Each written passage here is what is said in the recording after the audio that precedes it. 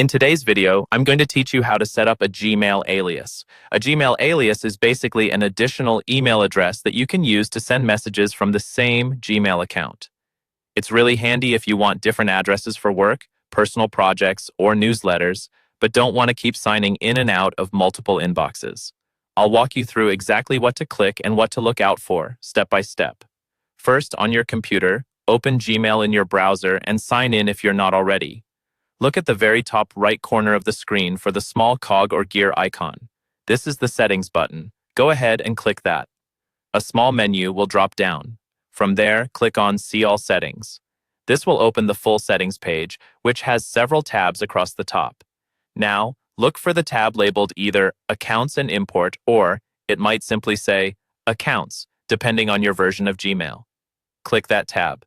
You'll see a number of sections on this page, but the one we want is called Send Mail As. In the Send Mail As section, find and click the option that says Add Another Email Address. This opens a pop-up window where you can tell Gmail about the alias you want to use. In this window, you'll see two main fields.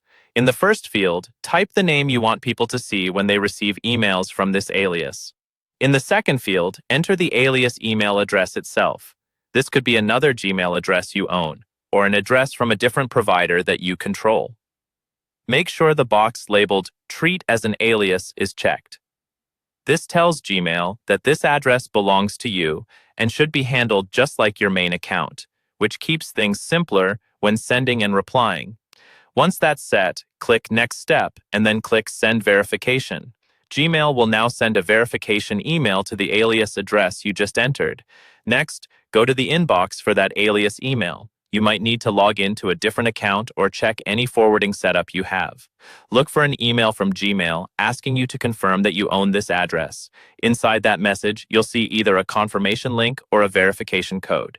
To finish the setup, either click the confirmation link in that email or copy the code and paste it back into the Gmail verification box if it's still open.